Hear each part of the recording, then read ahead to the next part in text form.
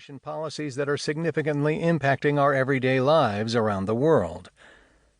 More importantly, I want to demonstrate that, in fact, we are in a deflationary world with goods and services improving in quality and variety while declining as a percentage of people's incomes.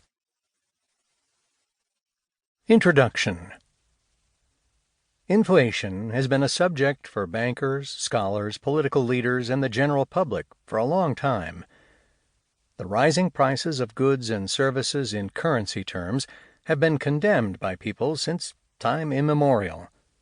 There has been no let-up in everyone's desire to stop prices from rising despite governments' continual actions to debase their currencies.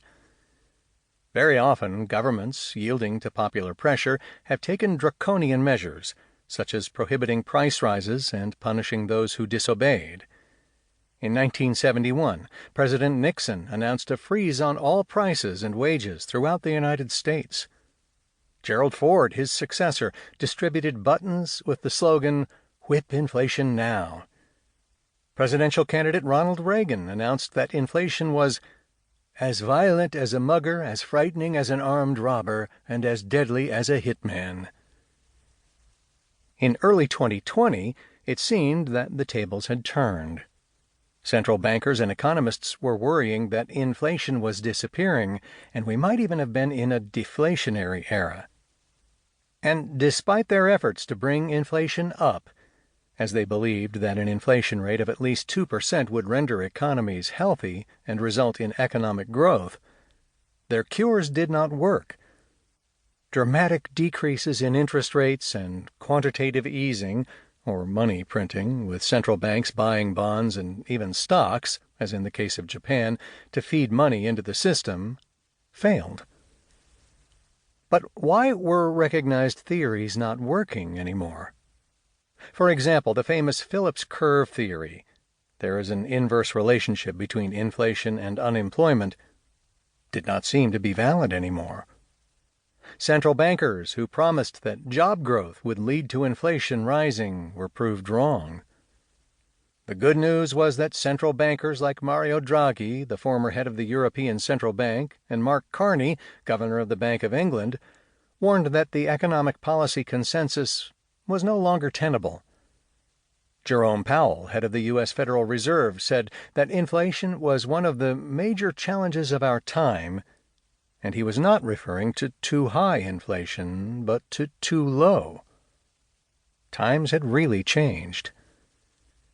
The question central banks and governments were asking themselves was what could they do to boost inflation when neither lowering interest rates— by 2020, rates in the major economies were either below 1% or, as in the case of Europe and Japan, negative, nor measures aimed at pumping liquidity into the economies were working.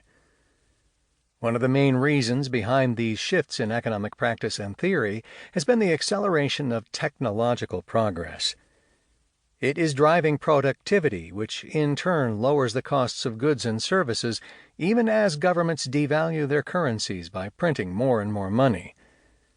Probably the best example of this technology change is Amazon and similar online shopping firms who have pushed retail costs down and decimated many parts of the traditional offline retail scene. Studies showed that online prices were falling steadily from 2012 and were lower than they have been at the turn of the millennium.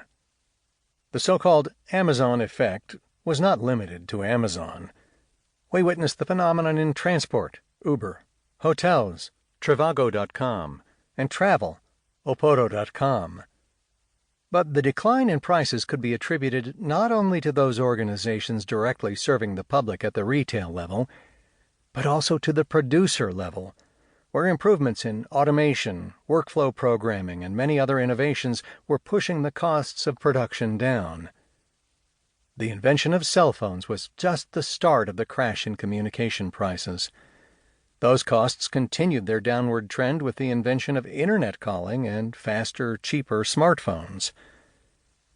Of course, the hapless gatherers of inflation statistics have been in a quandary because of the avalanche of new, innovative, or significantly improved products as a result of technological innovation.